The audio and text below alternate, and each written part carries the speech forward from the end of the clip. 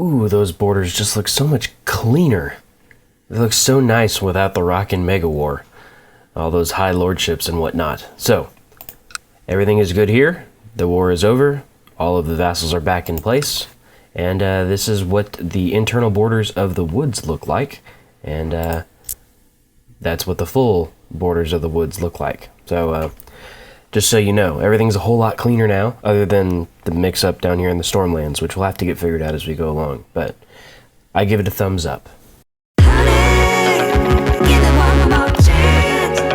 Wow, so it looks like Prince Xavier's wife had an affair that yielded a child. She had an affair with this guy, Arwen the Unchaste. So, but, lo and behold, the child is quick. So, there's kind of a trade-off.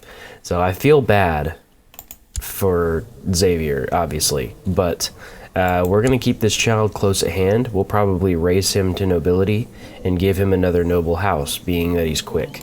I need to see if I can go ahead and arrange a betrothal between him and maybe another child that has good congenital traits, or potential for good congenital traits. I think this girl has the... oh, if we do that, we can't raise him to nobility, so we'll wait. We'll wait until we have more options available, but quick child, I'll take it. I'll take it as bad as I feel for Xavier. I don't want to have to deal with all of that myself, but if it's happening to somebody else, I think I'm okay with it. We did finish building trebuchets in the Bear Fort, so our fort level is actually up to 20, which is amazing. We do have one more level that we can go if we have 330 gold. So what I'm going to do is I'm going to place my Master of Coin back in Bear Hall to collect taxes, to raise up our tax profits right there. We have a little bit of time then, 6 months, before I can redeploy him. Once that happens, we'll put him back on there to oversee construction, and we'll be able to kind of get a good look at what's going forward with building up those fort levels there in Bear Hall. So, your grandson Estian has recently sent word from Volantis, where he has just arrived on his tour. He says he is currently enjoying the hospitality of Lord Freeholder Valasso Zopradar, and will be the guest of honor at an upcoming feast. So, do your house proud, Estian. We'll see if you yield any sort of traits that we can, A wild dragon, Volanquar, is known to attack smaller dragons, and has been reported that recently he emerged from his lair near Raquiros to attack his cousin. As long as he doesn't... I've never seen a pop-up like that. That's interesting.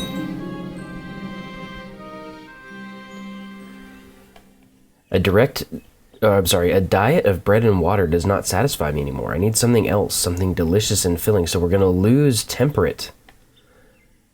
That sucks. That means stewardship goes down by 2. Oh, look, this guy is having babies everywhere. At least that one's with his wife. But it's a sickly child, so we're going to give them the duty focus and allow them to go forward. We're waiting on... Our tax are going to go up gradually, more and more. Oh, wow. Lord Paramount Luke of the Woods revoked the Castle of Redshore from Brendan Clove. Goodness. And Brendan won't come to court, will he? I'm going to have to move him with the consul. Give me just a second. Let me go take care of that before anything bad happens to him. We can bring him to our court. We can give him some other wives then, if that happens, and we can figure out a good spot to land him here in just a little while. I think. I don't know that this is what Dick intended here, but oh crap! Now I'm about to go find him. Search all for Clove. There he is. Okay. So let me move him. I'll be right back. Okay, so all is good. Brendan's back in our court. Both of his wives are, along with his daughter, who I can now betroth to whoever I want to. So in order to keep the line of House Clove going and in good shape, I think we're going to go ahead and betroth this child right here. Jamos, the one that we just got. No, he's 0. The age difference is the gap there. I wonder if we can do... See, Arnulf Nori is not... has kind of a bad age gap, but he's giant, so maybe that would help add those in. So I'm going to marry them matrilineally. So Brennan's heir can be Aglantine and still be able to produce children. Hopefully, both of them being, having strong and giant respectively, would produce some pretty good traits. We're going to assign a guardian back here in the woods so that she's not far away. Let's go ahead and put her under Edric Weirwood. That way she grows in her martial ability. He has her under the pride focus, so that helps a little bit. And I've actually married him to another courtier who has some pretty good fertility. So hopefully we can get Brendan having some kids. And then as soon as a lordship appears, that we can begin to give that to him. I do know that he has an affinity, and he would like the lordship of Castamere. I don't know that I can revoke it though. And the Rains have quite a few children, so it would kind of make it so that it'd be difficult for him to hold, I think, for very long with all the claims. So we may wait for some chaos to break out before we go about instituting that plan in particular. So let's advance time. Oh, look, the Night's Watch is hard-pressed to defend the wall. So we can redeem ourselves.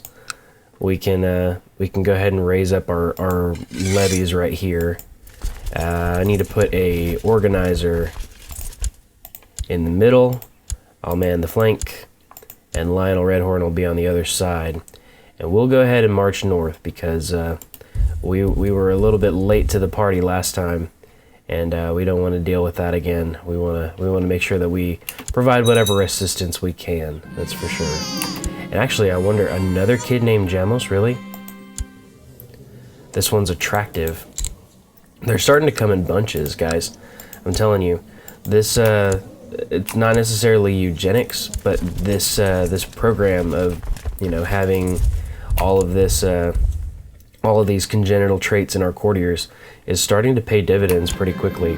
Aha! Breeding dragons is a dangerous game, but you've managed to obtain a clutch of dragon eggs from Winged Stranger. Perfect. So we get another dragon egg, and we'll be able to do something with it this time, hopefully. Be able to raise up some another good dragon for House Bear. This is our current ability to raise up our current levies that we can raise. Can you believe that? 123,000. Okay, so I'm gonna raise up our fleet levies really quick because I just need to see this ship can go down here. All the rest of them can be disbanded. I just needed to I just need to see exactly where we were gonna have the most ships that could be brought in. So my plan is I'm gonna march this army. I'm gonna actually board them onto the ships, and I'm gonna go ahead and let them sail north to Eastwatch, or maybe even Hardhome, and just go ahead and land them there. That way we don't have to worry about marching or anything like that. The organizer trait's going to help because it reduces some of the attrition that we would normally have to deal with. And is that not a big enough fleet? It's not.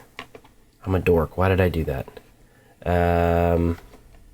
Let's raise up fleet levies from here. So that'll give us 52. I'm sorry, 52 plus 9 plus... crap. Plus 5, that'll be enough. Okay. So once all those ships get there, we'll be in good shape. I'll go ahead and merge those fleet units. A daughter was born to Prince Valor of the Woods and Impheria. So even at the age of 46, wow. Good for Valor. I need to find a good name. I always get stuck on this.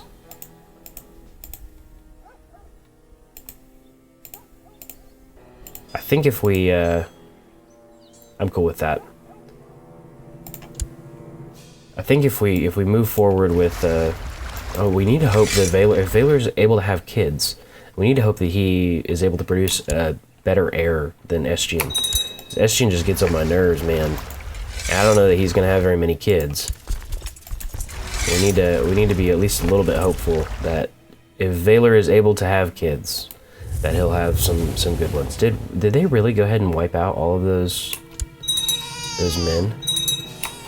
No, they didn't. Okay, there's a 10,000 strong army right there. Where are they marching? Shadow Tower.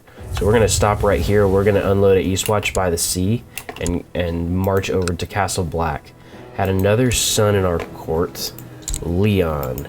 Father is attractive, mother is quick. Okay, so we'll go ahead and give him the struggle focus and hope that he carries some of the DNA to produce quick children. Once that, yeah, see, look, they're gonna. Ooh. We knew this would happen. We knew this would happen eventually. Wow. So this episode has turned from hopeful to memorable very quickly. You have a new heir. If your character dies, you'll now play as Prince Estian of the Woods.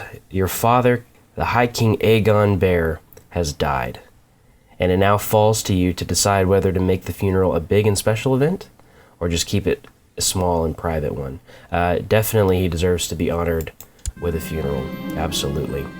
All of the lords and ladies of the realm will be invited. Succession. High King Aegon has taken his last breath at the age of 69. He died a natural death. A prolific and fertile man, Aegon sired many children in his lifetime. He will be remembered fondly by his many progeny. The High King Valor, having mastered many skills, is sure to be admired by his subject. Long live the High King Valor. So I wonder if Valor had any idea that this was coming with his green dreams. You know, we lay to rest the High King Aegon, I think he's the first man of House Bear to die a natural death. I really do. So be it.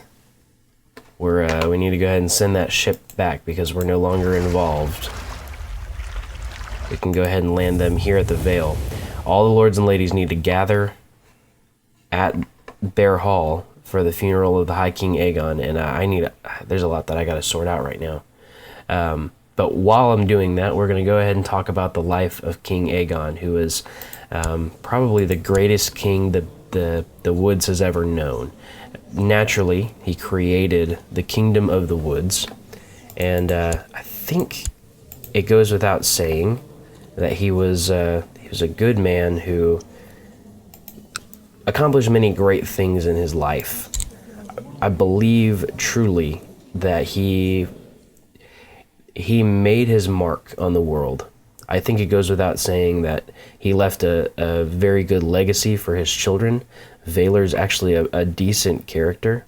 If we took the war focus, he would have over 20 martial. We're not going to do that because we need to have some children. So we're going to take the family focus, increase our fertility a little bit, and begin the process of, our wife does not like us, because we have a bastard son somewhere. That's part of the story we're gonna have to figure out. We don't want to become regent. There's no reason in becoming regent. I don't know why that's still there. We can't cancel it for another year, yikes, or 6 months.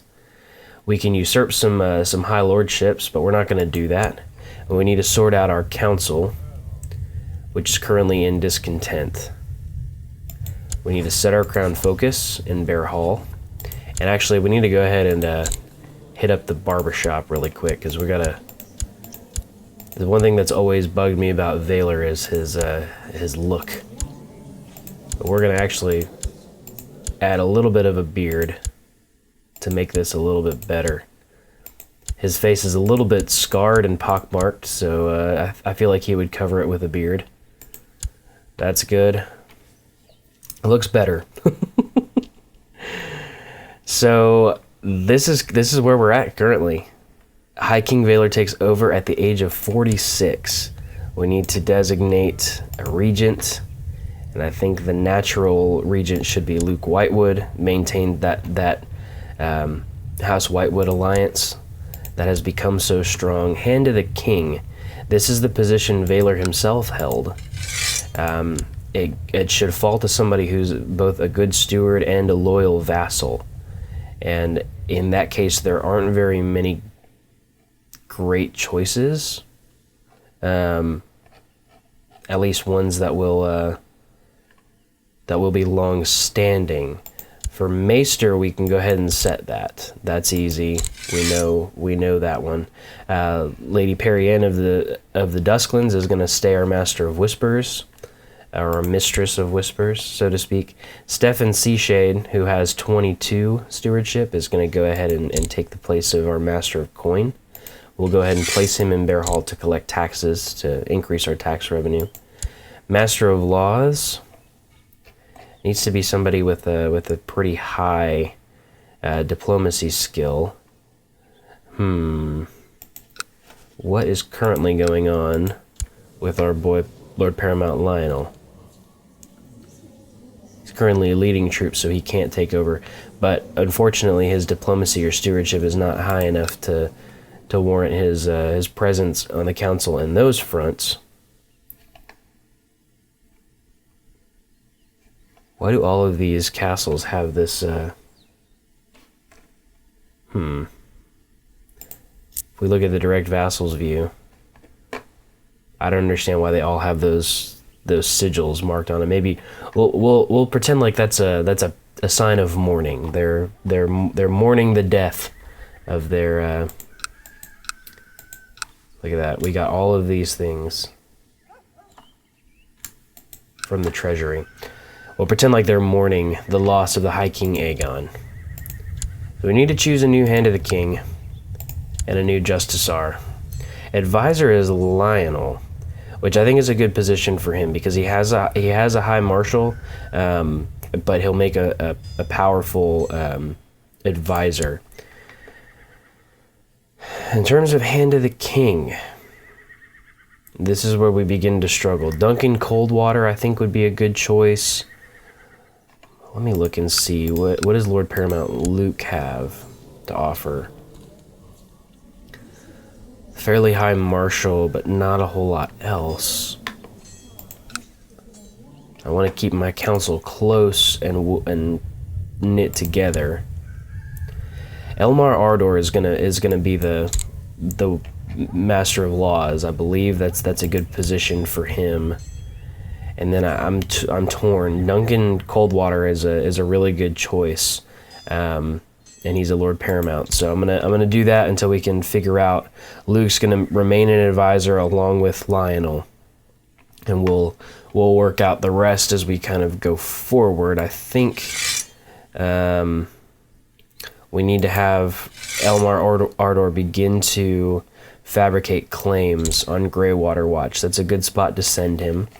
And then Lord Paramount Duncan can oversee the realm here in Bear Hall. I think that's a good spot for him as well. I think going forward we're going to have to be pretty diligent about the way we set up everything because we no longer have all of the things that we normally do. With the High King Aegon, we had really great diplomacy, and even though Valor's is pretty good, it would be a little bit better if we could have some decent, some decent advisors and a decent council to make things better. One thing that we do definitely need to do is we have the dragon egg. We need to find out where Winged Stranger went, because you would think,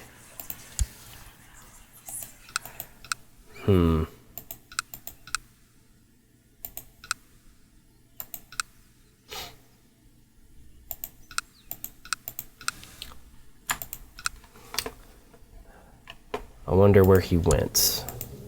Let's check.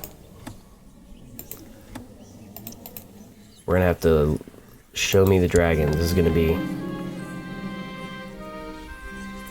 Wild Dragons. Winged Stranger is located in Bear Hall. Okay, so it's gonna take us a little bit to... I mean, Winged Stranger hasn't left, at least. And supposedly, or pretty much the way it should work is Winged Stranger should be inside of the dragon pit. So as soon as we begin to advance, we should have the ability to approach and attempt to tame Winged Stranger. Another death? Okay, so there goes the ambition. So the ambition we can now choose. We actually have the ability to expand realm by conquest. So that would give us a free Cassius Belli. We really don't need it. Let's have the ambition to tame the dragon. I think that'll be the best thing. And then we have the ability to go ahead and face the dragon. I'm going to wait though until after the funeral of the High King Aegon. We're gonna just hold off for just a little bit and get through the funeral, get all the lords and ladies out of the woods, and then we'll be in good shape. After many months of sailing foreign seas, your son Prince Eschine has returned from his tour. He apparently acquired a sturdy trading cog, and his knowledge of trade and coin to ferry goods between towns and cities. By the time of his last voyage from Gagassos to Bear Hall, the hold of his cog contained an abundance of exotic treasures. Wow. Dang. So he gained 300 gold. That's fantastic. The invitations have been sent. The guests will arrive soon. For now, we can just begin to plan the feast, and with confidence, we can say that we did well to honor the High King Aegon, as Valor III stands in his place now. The first High King, Valor. There is a need to arrest and another to assassinate. My spy master, Lady Paramount Perianne, could either help with the arrest or the assassination, but not both. I don't really have any need of either one of those right now.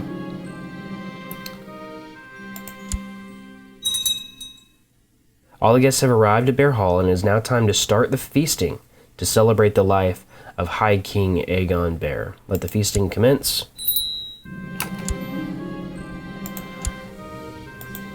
Herbert Laxley.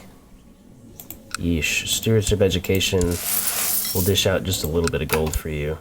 We don't have a ton of gold to deal with right now. You committed much gold to this extravagant feast. In particular, the guests were impressed by the large centerpieces on the dais table. It represented a green lawn surrounded with large peacock's feathers and green branches, to which were tied violets and other sweet-smelling flowers. In the middle of this a fortress was placed covered with silver. The fortress was hollow and formed a sort of cage, in which several live birds were shut up, with their tufts and feet being gilt. On its tower, which was gilt, the banners of House Bear were placed. It was worth the coin for sure. He claims that Arwen sullied his honor by having illicit relations with his wife. Yes, he did. And I think we're going to have to force him to pay recompense. Master Anson spoke up and told everyone how great the food at my feast was. I was really glad someone was kind enough to say something nice about the food, given how hard I had worked to ensure that the food was the best part of the feast. That was well spoken. Thank you. Good for him. Hang on. 2 of your courtiers. Why would I care about the courtiers? Give me the gold, and we'll be okay with it. So we propose that Lord Torgon and Lacey marry. Is that... yeah, I had that betrothal in place already? Alright, so we'll accept that. That's the guy over here at North Cracklaw. That is not the Pirate Lord. The funeral. Here we go. 3 days have gone by since High King Aegon passed away, and the body was cleaned, prepared for burial, and wrapped in a shroud, and laid at the base of the weirwood tree. Kith and close kin of the dead arrived to mourn, with each placing offerings for the dead about the body. As darkness draws in, the gathered party make their way to the God's Wood, as the eldest kinsman, hooded and cloaked in heavy linen, proceeds forward and enters carrying the runic weirwood staff. Everyone present sets their eyes downcast, fearful of glimpsing the staff. The staff is put to the body to measure, then the kinsman whispers to the body before departing. As soon as the ritual is concluded, those closest to the dead gather up the body and carry it to the grave, where they offer their final farewells. And so it is done. High King Aegon Bear died a natural death at the age of 69. He was a man who was known to be most courageous.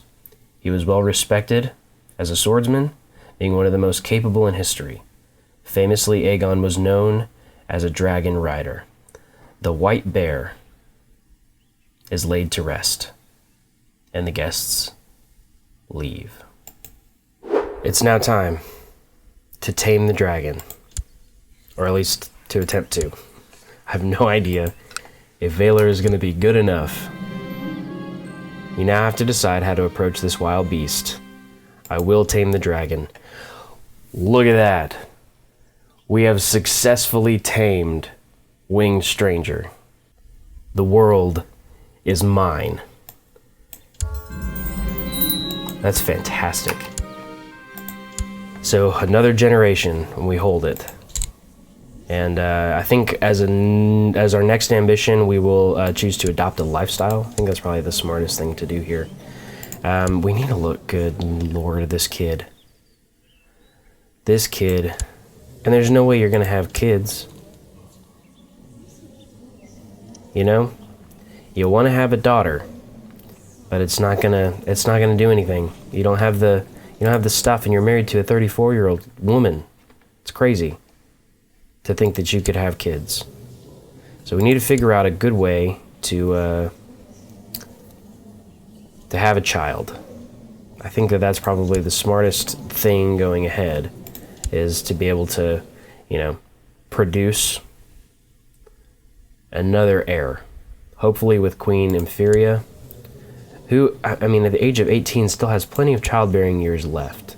And I believe Vaylor's fertility allows him to do this. So it'll be good to have a young king at some point. If Vaylor dies at the same age, then Estienne, or at the same age as Aegon, then Estienne will actually be in his 50s, and he'll just gradually keep getting older. Not like we're going to have any more, Estienne's not going to have any kids, so we got to figure something out. So hopefully we can, I probably should have taken the seduction focus and tried to seduce the wife, but honestly,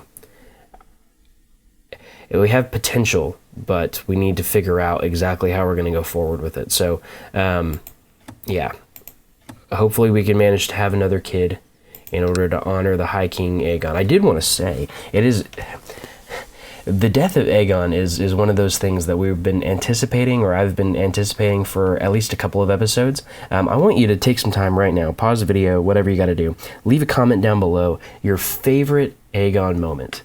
There's been a lot of them. He's been king since he was 19 years old, I believe is when he took over. And so yeah, leave a comment down below. I want to know what your favorite High King Aegon memory is. My favorite, probably personally, is the unification of the woods. So the Empire ship, and it was really easy once we had the dragon. The dragon is kind of it makes everything so much easier in terms of unification of the woods and becoming, a empire. And, going forward after that, it became easier to add in elements like uniting the Vale, conquering the Rock, conquering the Stormlands. But I think in terms of sheer positive moments in the life of the High King Aegon, unifying the woods as an empire in Westeros, probably the best accomplishment, probably my favorite memory. Also, who can forget, and it didn't happen that long ago, but who can forget Aegon cuckolding the husband of the Lady Paramount of the Rock, and then legitimizing his bastard son so that his bastard son will inherit the Rock.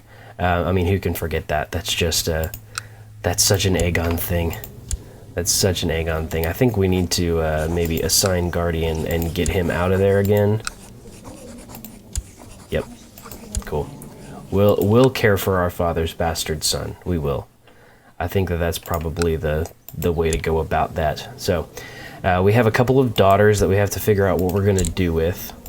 But we also need to worry and focus on having a son. We have this union over here, Princess Lacey, our daughter, marrying Beslin Roman. But yeah, we got to get that figured out, and hopefully it will lead to more prosperity in the Kingdom of the Woods. Well, that didn't take terribly long. So my wife Impheria is pregnant. That helps. I also have hatched a plan. I have a favor from my my father's late young wife, who is only 18 years old, and will apparently... Oh, look at all the favors she owes. What is up with that? So if she leaves our court, we can always call in the favor to bring her back. But I think what we need to do is, once we're able to change focus, seduce her, because they never had any kids, and she's quick. So she's another quick, unmarried woman in our court. We need to, produce as many kids as we possibly can. So we'll just kind of reach out and do all that kind of stuff. That is, if we don't have a viable heir by the time that ends up happening. So yeah, that is the plan for the time being. Also, I did want to make it known, I think I have made it known in the past, but from our war in the north, conquering Moat Cailin, we have in our possession one of the princesses, one of the daughters of King Ellery, and has a lot of kids, naturally, but Princess Hostella is in our dungeon, and I don't know how long I want to keep her there. I don't know, I don't know what I want to do with her. We can always force her to marry, which is an option once she's of age, and we have a target that's of age as well. And we can have, some kids with claims on the north, or we can, be merciful and release her. I'm not sure exactly how I want to handle that. The other thing I was looking through is I don't see any intrigue options for like Green Dream, so I don't know if there's any, pop-ups that come up or any kind of events that arise from having that trait. I want to be surprised, so try not to spoil the surprise if you know. But yeah, we can, from here, we can begin to kind of make our moves. If we end up having a son that's a viable heir, we will focus pretty much all of our attention on making him the heir and try to do something about Estgian. I don't know, I think we're too honorable to want to kill Estgian, but if he doesn't have any kids, we can maybe change the succession laws once we rule for 10 years to elective. I think the best thing would be to probably kill him or have him suffer an accident, so to speak. But I think that's the best option. What we'll do is once we have that heir in place, we will grant him the bear pelt as kind of designating the heir, and then we will take the ambition to find a Valyrian steel sword. I think that having ambitious will give Valor that opportunity, and then we'll have both, if we can complete the quest, we'll have both the Valyrian steel armor and the Valyrian steel sword, which is exciting. I hope anyways that we can make something good come from that. So yeah, those are kind of the plans. I am keeping a look at all of these kids that keep coming into our court. We do need to go about purging our court. We're at 98 right now, so all of the oldies, kind of get rid of them, whittle it down, and I will do that probably off camera. That's probably the smartest thing, so that you don't have to sit there and listen to me ramble while I'm doing that. Plus it's not super entertaining. So but yeah, that is kind of the process now, is gaining some money back because we are in a little bit of a deficit, and then working on getting the High King Valor a good heir to have. Valor turned out to be a pretty good character, if you ask me. Maybe even better, ultimately, than his father. Less diplomacy, but better stewardship for sure. And pretty good martial for being what it is, and really good learning. So hopefully we can turn that into a successful reign for the new High King in the Woods, the High King Valor. Honey, give me one.